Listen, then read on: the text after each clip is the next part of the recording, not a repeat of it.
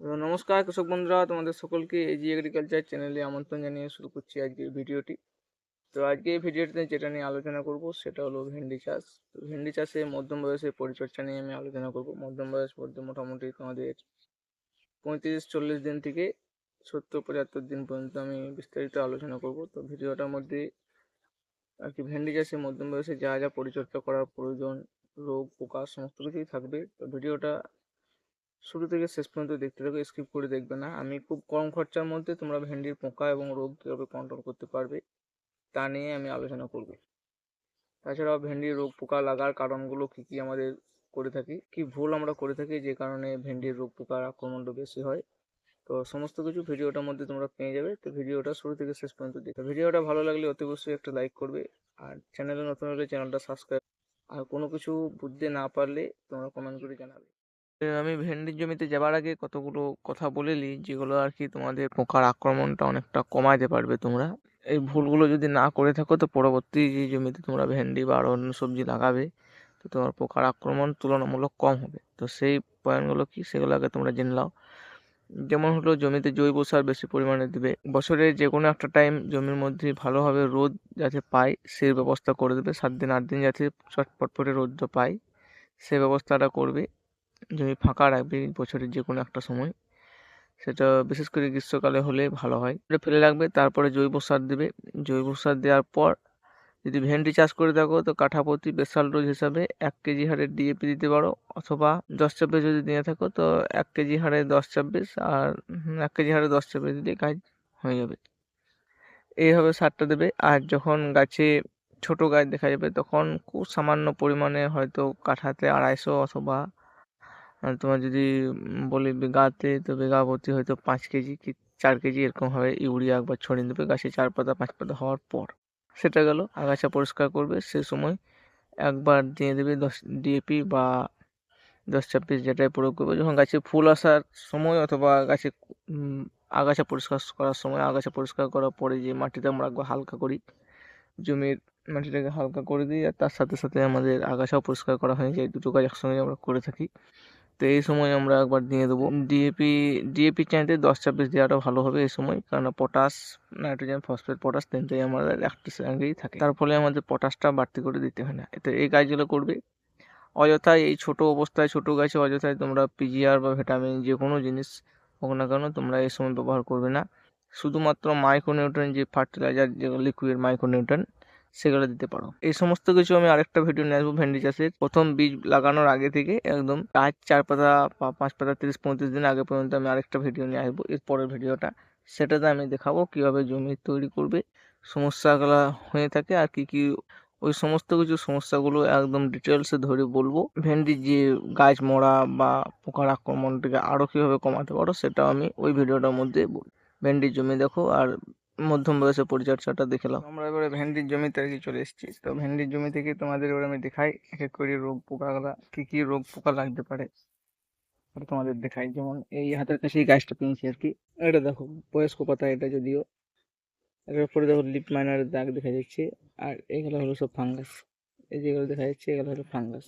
আর এই সরু সরু যে দাগগুলো দেখা যাচ্ছে, এই অপরকে পাতা তো দু একটা আছে আর কি, এই যে সাদা সাদা দাগগুলো এগুলো হলো লিপ মাইনারের দাগ। এটা হলো ভেন্ডির ডগা। সমস্ত যেন আর কি এই ডগাটা দেখে বোঝা যায় যে গাছে কি পোকা আক্রমণ হয়েছে কিনা। তো এই ডগাটা পরিষ্কার আছে। পাতার তলা দিকে দেখা যাবে পোকা, পাতার তলা দিকে পোকা দেখা যায়। আমার গাছে অবশ্য দেখা যায় নাই, কিন্তু আমার গাছে লেদা পোকা আছে আর কি, তোমাদের সেটাও দেখাইছি। তো এই যে বয়স্ক পাতাগুলো দেখছো, এগুলো দেখো কত ফাঙ্গাস ছত্রাক অ্যাটাক আর কি। এগুলো বয়স্ক পাতা, এগুলো নিয়ে অসুবিধা নেই, নতুন পাতা হলে অসুবিধা হতো। এগুলোর জন্য আমাদের যদি 35 দিন 40 দিন বয়সে গাছ হয় সেই জায়গাতে আমাদের সাইমোক্সানিল ম্যানকোজেব সবচেয়ে ভালো কাজ করে। তো আমাকে তারপরে তো আমাকে আরও ওটা ভেন্ডিটাকে আর কি তুলতে, এটা তো আমাদের ভাবনা চিন্তা করে ওষুধটা দিতে হবে না। তো এইগুলা এই ফাঙ্গাসের জন্য আমাদের সাইমোক্সানিল ম্যানকোজেব ভালো কাজ করবে। এই যে দেখো এখানে কিছু চোষক পোকা দেখা যাচ্ছে আর কি, জ্যাসিড বলে আর কি, সবুজ সবুজ পোকাগুলো, সবুজ সবুজ পোকাগুলো আর কি, এগুলো হলো জ্যাসিড, এটা রস শোষক পোকা। আর এই যে মাথাটা যে দেখো মুড়ো পড়া হয়ে গেছে ভেন্ডিটার, এটা হয়েছে লেদা পোকার জন্য। এই দেখো জ্যাসিড, সবুজ সবুজ পোকা। আজকে আমার কীটনাশক স্প্রে করতে হবে, তাছাড়া খুব পোকার উপদ্রবটা বেড়ে যাবে। লেদা পোকার আক্রমণ সবসময় যে ভেন্ডিতে দেখা যাবে কোনো মানে নেই। আমরা গাছ দেখলেই অনেকটা বুঝতে পারি যে লেদা পোকার আক্রমণ হয়েছে। এই যে পাতাটা দেখছো, পাতার দেখো অর্ধেক থেকে শুকিয়ে গেছে। এটা সাধারণত লেদা পোকা যখন জমিতে লাগে তখন এরকম সমস্যা দেখা যায়। এই যে কাণ্ডটা পাতার, পাতার কাণ্ডটা ভেতরে ফুটো করে ঢুকে যায়, যার ফলে পাতাটা মরে যায়। এটা দেখে বোঝা যায়। তারপরে আরো কিছু স্যাম্পল দেখায়। এই ভেন্ডিটা দেখো, একটা লেদা পোকা লেগেছে আর কি, ভেতরে পোকা নেই কিন্তু লেদা পোকা লেগেছে। পোকা গুলোনোর জন্য এই 40 থেকে 45 দিন বয়সে আমাদের দেওয়া দরকার 2-3টে কীটনাশক একসাথে মিশিয়ে দিতে হবে।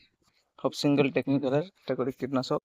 তো চোষক পোকা প্লাস লেদা পোকা আর তার সাথে লাল মাকড়ও থাকতে পারে, কোনো মানে নাই যে থাকবে না। এই সময় আমাদের সবচেয়ে ভালো যেটা কাজ করবে, ক্যাভিন দেবে। ক্যাভিন 2 লিটার জলে তোমার ভেন্ডির জমিতে 2.5 গ্রাম হারে দিয়ে তার সাথে আমাদের আর দিতে হবে অ্যাসিফেট 75%, যেটাকে সাটাপ নামে পাওয়া যায়, সেটা তোমরা প্রতি লিটার জলে 1 গ্রাম। তার সাথে যদি থাইমেথক্সাম পাওয়া যায়, থাইমেথক্সাম থাকে তো ভালো, আর না থাকলে এসিটামিপ্রিড, এটা তোমরা 1 গ্রাম, 2.5 গ্রাম, অ্যাসিফেট 75% 1 গ্রাম। এই তিনটেকে মিশিয়ে একটা স্প্রে চালাবে। লেদা পোকার ডিম, মাকড় সমস্ত কিছু কন্ট্রোল হয়ে যাবে। এবারে যদি গাছকে চকচকে ঝকঝকে রাখতে চাও, আমার জমিটা যেমন দেখতে পাচ্ছ চকচকে ঝকঝকে, যেমন সবুজ, এখন সবুজ গাছকে রাখতে গেলে একটা আমাদের স্প্রে করতে হবে। সাগরিকা দিতে পারো প্রতি 15 লিটার জলে 50 ml, আর তাছাড়া বায়োভিটা এক্স দিতে পারো প্রতি লিটার জলে 2 ml, অথবা সাগরিকা গোল্ড দিতে পারো প্রতি লিটার জলে 2 ml, যে কোনো একটা। মাইক্রোনিউট্রন হিসেবে আমাদের একটা ব্যবহার করতে হবে। মাইক্রোনিউট্রন তোমাদের দিতে হবে বোরন, জিঙ্ক মিশ্রিত মোবিল দিতে পারো, অথবা আরো কম দামে যেগুলো পাওয়া যায় সেগুলো দেখতে পারো। অনেক রকম থাকে তো, মাল্টিপ্লেক্সে ফ্লোয়ার বুস্টার এসব নামে পাওয়া যায়, কম দামের মধ্যে ওগুলো হয়ে যায়, ওগুলো দিতে পারো। আর তার সাথে বোরন প্রতি লিটার জলে এটা একবার গুলে স্প্রে করবে, তাহলে তোমাদের কাজ ভালো থাকবে, গাছের নানা রকম সমস্যাগুলো অনেকটা সমাধান হয়ে যাবে। তো এবারে যাই আমি ভেন্ডির ওই আগাছা পরিষ্কার করতে হবে। যদি বেড বা মালচিং করে থাকো তাহলে তোমরা আগাছা নাশক দিয়ে দেবে, লেবার লাগবে না, লেবার কম লাগবে, একটা লেবারেই তোমার পুরো জমিটা স্প্রে করে দেবে। আর যদি মালচিং করে না করে থাকো সেক্ষেত্রে তোমরা এই ব্যবহার করবে, লেরানি দিতে হবে। সেজন্য কৃষি যন্ত্রপাতি, এর আগে যারা কৃষি যন্ত্রপাতি ভিডিওটা দেখো নাই তারা দেখে নেবে, ওইটার মধ্যে একটা এমন কৃষি যন্ত্রপাতি বলা আছে, এমন 2-3টে কৃষি যন্ত্রপাতি আছে যেগুলো এই সমস্ত কাজও করতে। এই পুরো জমিটা আর কি দেখে 55 দিনের মাথাতে সেটাতে তোমরা আদামার টাকাপ দেবে, যেটা চোষক পোকার জন্য কাজ করে। যদি লেদা পোকা জাতীয় কোনো পোকা দেখা যায় সেক্ষেত্রে তোমরা ইমামেকটিন বেঞ্জয়েড দিতে পারো। আর যদি না দেখা যায় সেক্ষেত্রে আর তোমাদের অন্য কোনো বাড়তি কোনো কীটনাশক দেওয়ার প্রয়োজন পড়বে না। তোমরা এ সময় অতি অবশ্যই একবার বুস্টার 2টা প্রতি লিটার জলে 1 ফোঁটা হারে দিয়ে দেবে, অর্থাৎ 15 লিটার জলে 15 ফোঁটা দিয়ে আরেকটা 10 দিন পর যে স্প্রেগুলো দিলে তার 10 দিন পরে এই স্প্রেটা একবার চালিয়ে দেবে। 50 থেকে 55 দিনের মাথায় এই স্প্রেটা দিয়ে, এটা দিয়ে দিলে গাছের যে সমস্ত রস পোকা যেগুলো বেশি ছিল সমস্ত কিছু আর কি সাফ হয়ে যাবে, জমিটা একদম পরিষ্কার হয়ে যাবে, পোকামাকড়ের আক্রমণ কমে যাবে। এটা গেল আমাদের ফল বাড়ানোর জন্য। আমি বলে দিয়েছি কি করবে গাছকে চকচকে ঝকঝকে রাখার জন্য। আসি আমাদের 60 থেকে 65 দিনের মাথায় কোন স্প্রেটা করবে।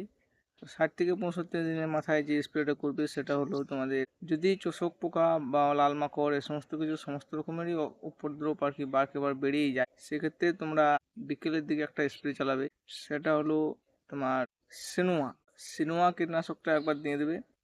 সিনোয়ার মধ্যে কি আছে, ফ্লুক্সা মেথামাইড 10% ইসি ফর্মুলেশনের ওষুধ, এটা খুব দামি ওষুধ, এটা আমি চট করে বলি না। আর তার সাথে তোমরা অ্যাসিফেট দিতে পারো, অথবা অ্যাসিটামিপ্রিড, অথবা থাইমেথক্সাম 25%, যেটা হোক একটা মেশিন স্প্রে করবে, তাহলে তোমাদের গাছে পোকা আর কি যত রকম চোষক পোকা লেদা পোকা যা আছে সমস্ত আর কি কন্ট্রোল হয়ে যাবে। এরপরে আর 10-15 দিন তোমাদের কোনো স্প্রে করার প্রয়োজন পড়বে না। যদি টেম্পারেচার 40 ডিগ্রি পেরিয়ে যায় সেক্ষেত্রে হয়তো পোকার আক্রমণটা দেখা যাবে, কিন্তু যদি টেম্পারেচারটা 40-45 ডিগ্রির নিচেই থাকে, 40 ডিগ্রির নিচে থাকে, তাহলে এই পোকার আক্রমণ মোটামুটি 10-15 দিন আর দেখা যাবে না। এগুলো করে যাবে। আর মাঝে মাঝে একবার করে পিজিআর বা ভিটামিন যেগুলো বললাম সেগুলো স্প্রে করে যাবে। তো আরেকটা সমস্যা খুব দেখা যায় যে আমাদের যে ফুল ঝরা বা ফুলের গুটিটা নষ্ট হয়ে যায়, তো ওই জন্য আমাদের ফুল ঝরার জন্য একবার বুস্টার 2টা দেবে। যদি না কাজ হয় সেক্ষেত্রে তোমরা আরেকবার 7 দিন পরে একবার প্লানোফিক প্রতি 15 লিটার জলে 1 ml, আর যদি খুব বেশি আক্রান্ত থাকে গাছ সেক্ষেত্রে প্রতি 15 লিটার জলে 2 ml গুলে একবার স্প্রে চালিয়ে দেবে, যে কীটনাশক বা ছত্রাকনাশকগুলো তোমরা স্প্রে করছো সেই জায়গাতে। এবারে গাছের মোটামুটি 70 দিন 75 দিন পর্যন্ত বলে দিলাম। তো এবারে আসি 75 থেকে 80 দিন বয়স পর্যন্ত কী স্প্রে করবে। এই সময় গাছ ফুল ফলে ভর্তি হয়ে যায়, আমার গাছেও যেমনি দেখছো সেরকম আর কি অধিকাংশ গাছ এরকম হয়ে থাকে, হলদে ভাব চলে আসে। তো এই সময় আমাদের একটা রাসায়নিক সার ব্যবহার করতে হবে। রাসায়নিক সার যদি জমিতে তো আর দেওয়া সম্ভব হবে না, তো আমাদের পাতাতে স্প্রে করতে হবে। তো পাতাতে স্প্রে করার জন্য আমাদের 19-19-19 যেটা পাওয়া যায়, নাইট্রোজেন, ফসফেট, পটাশ, 19-19-19 তিনটে সমানভাবে থাকে। তার সাথে আমরা দেবো বোরন প্রতি লিটার জলে 1 গ্রাম। মাইক্রোনিউট্রন দেবো যদি কোন মাইক্রোনিউট্রনটা ব্যবহার করবে সেটাও দেখতে হবে। মাল্টি মাইক্রোনিউট্রন যেগুলো পাওয়া যায় সেগুলো প্রতি লিটার জলে 2 ml, এবং তার সাথে অবশ্যই একটা পিজিআর দিতে হবে। সেটা সাগরিকা হতে পারে বা বায়োটা এক্স হতে পারে। আমাদের এখানে ফল বাড়ানোর কথাটাও ভাবতে হবে, তো সেইভাবে এই পিজিআরটা একবার দেবো। তো এই 3-4টে জটা হলো। আর ফাঙ্গিসাইড হিসেবে এমিস্টার টপ, এই সময় এবার আমাকে এমিস্টার টপটা একবার স্প্রে করতে হবে। আর সবগুলোকে মিশিয়ে একটা স্প্রে চালিয়ে দেবো। চালিয়ে দেওয়ার পর মোটামুটি এটা দেওয়ার পরে গাছের রঙও চলে আসবে, গাছের ফলও ভালো আসবে, গাছের যে হলদে ভাব সেগুলো সমস্ত রকম সমস্যার একই রকম সমাধান পেয়ে যাবে। তাহলে এই ছিল আর কি ভেন্ডি চাষের মধ্যম বয়সের পরিচর্যা। আর যে কৃষি যন্ত্রপাতি নিয়ে যদি কোনো কিছু জানার থাকে তো আমার আগের ভিডিওটা দেখে নেবে, আমি ভিডিও শেষে অথবা আই বাটনে আমি লিঙ্কটা লাগিয়ে দেবো, তোমরা সেখানে ক্লিক করে দেখে নিতে পারো। তাহলে এই বলেই এই ভিডিওটা রাখছি। ধন্যবাদ। ভালো থেকো। আবার দেখো অন্য নতুন কোনো ভিডিও নিয়ে।